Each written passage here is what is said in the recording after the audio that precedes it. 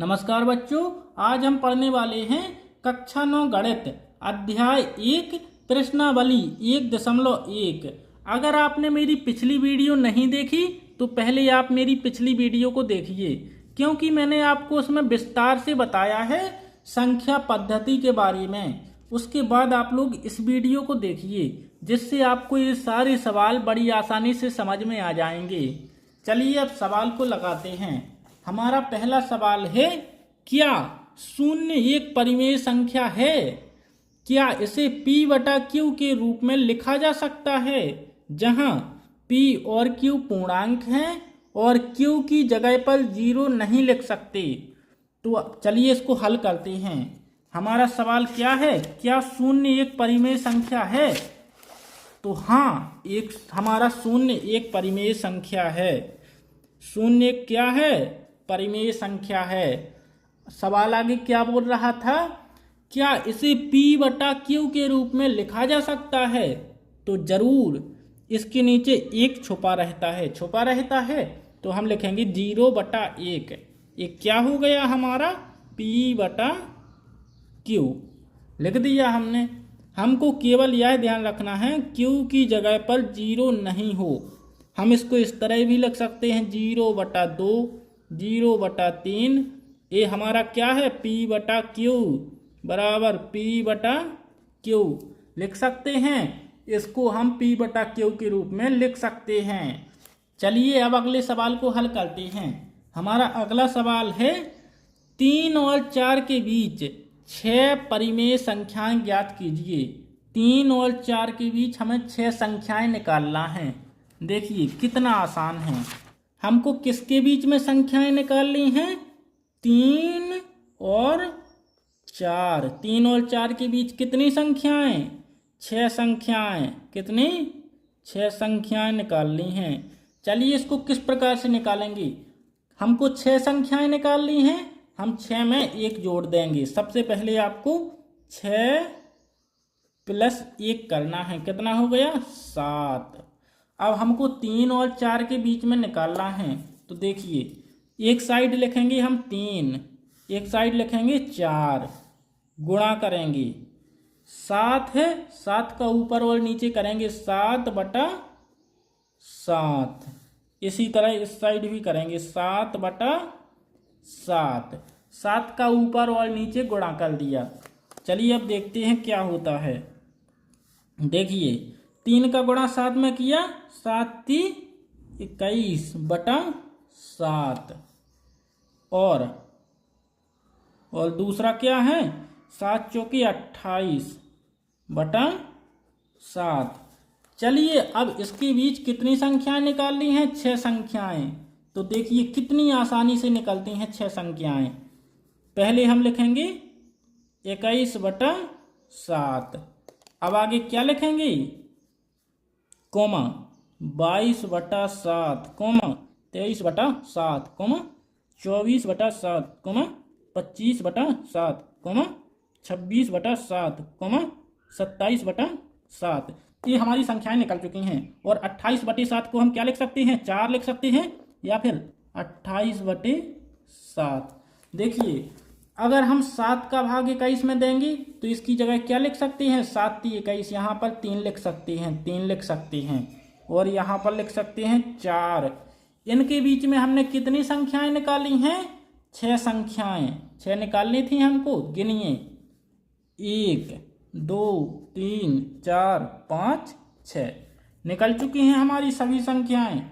चलिए अब अगले सवाल को देखते हैं। बिल्कुल आसान है। अगर आपको समझ में ना आया हो तो वीडियो को दोबारा देख लीजिए, बहुत आसान है। हमारा अगला सवाल क्या है?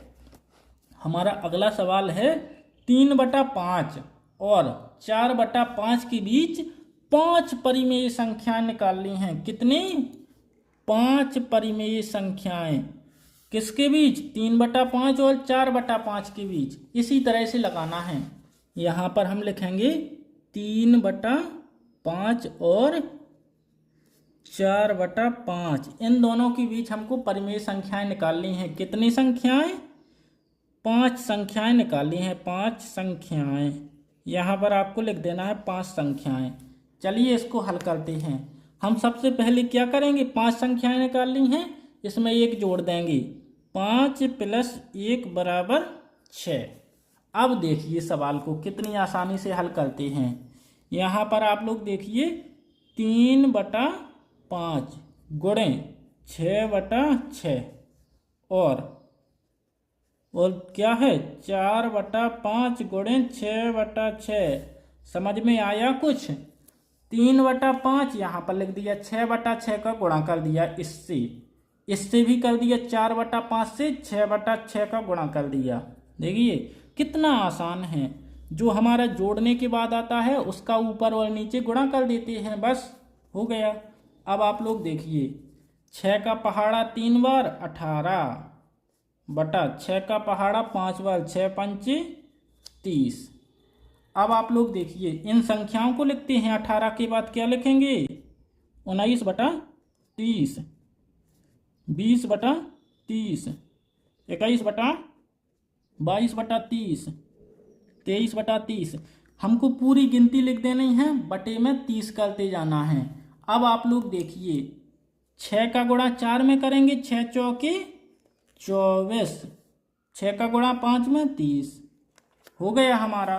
देखिए अगर हम इसमें 6 का भाग ऊपर करेंगे और 6 का भाग नीचे तो क्या आएगा, 3/5। और इसी तरह इसमें करेंगे, 6 का भाग ऊपर करेंगे 4/5।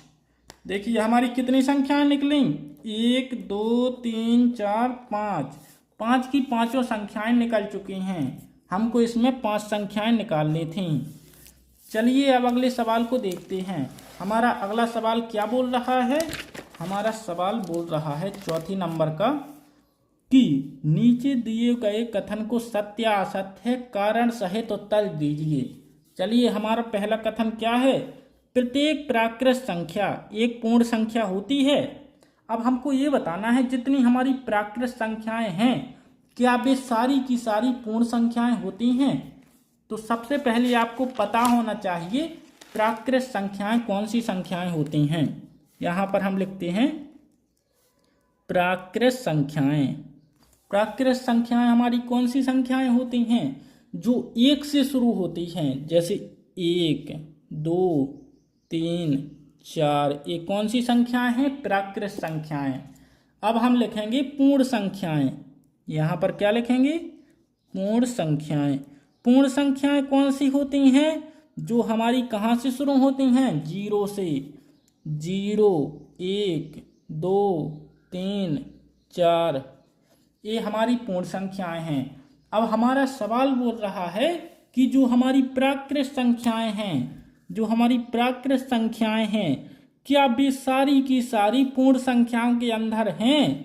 तो हैं, 1 हमारा है, 2 भी है, 3 भी, ये सारी की सारी संख्याएं पूर्ण संख्याओं के अंदर हैं। तो हम लिखेंगे क्या है, ये सत्य है, सत्य। सवाल बोल रहा है प्रत्येक पूर्णांक एक पूर्ण संख्या होती है। पूर्णांक लिखेंगे हम सबसे पहले और फिर पूर्ण संख्या। क्या हमारे सभी पूर्णांक पूर्ण संख्या होते हैं। हम यहाँ पर लिखेंगे पूर्णांक। आखिर पूर्णांक कैसे कहते हैं बताइए, पूर्णांक कमेंट कीजिए जल्दी जल्दी। पूर्णांक क्या होते हैं।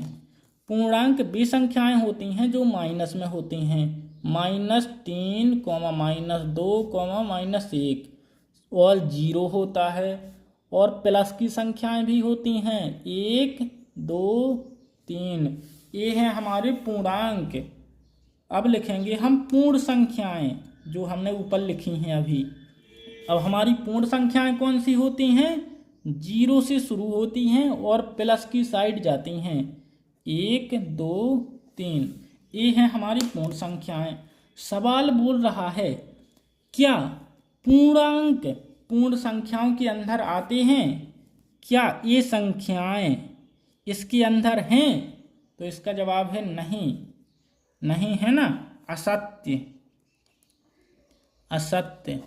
ये अब हमारा अगला कथन क्या है, प्रत्येक परिमेय संख्या एक पूर्ण संख्या होती है। सबसे पहले हम परिमेय संख्या लिखेंगे। परिमेय संख्या क्या होती है, 1 2 3 नंबर पर है परिमेय संख्या। अब आप लोग बताइए परिमेय संख्या आप किस संख्या को कहते हैं।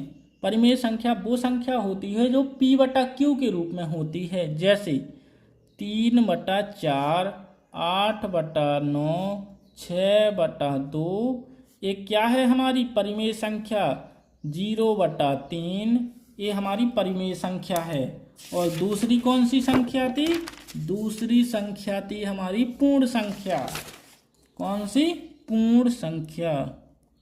पूर्ण संख्या कौन सी संख्या होती है? जो 0 से शुरू होती है। 0, 1, 2, 3, ये हमारी पूर्ण संख्या है। अब आप लोग मुझको ये बताइए, क्या ये परिमेय संख्या है यहाँ पर है? तो आप लोग बोलोगे नहीं। 0/3 यहाँ पर कहीं नहीं है, 6/2 कहीं नहीं है, 8/9 कहीं नहीं है, 3/2 भी नहीं है। तो हम लिखेंगे नहीं, असत्य लिखेंगे यहाँ पर, असत्य। चलिए आप लोग अपनी इस वीडियो को सभी दोस्तों के पास शेयर कीजिए, क्योंकि क्लास लगना शुरू हो चुकी है। वीडियो को लाइक कीजिए और चैनल को सब्सक्राइब कीजिए। चलिए अब मिलते हैं अगली वीडियो में। अगर आपने मेरी पिछली वीडियो नहीं देखी तो उसको देखिए, उसमें मैंने आपको संख्या पद्धति के बारे में समझाया है। अगर आपको इसमें कुछ भी समझ में ना आया हो तो वीडियो को दोबारा देखिए या फिर कमेंट में पूछ सकते हैं। अगली वीडियो में लगाएंगे हम 1.2 को।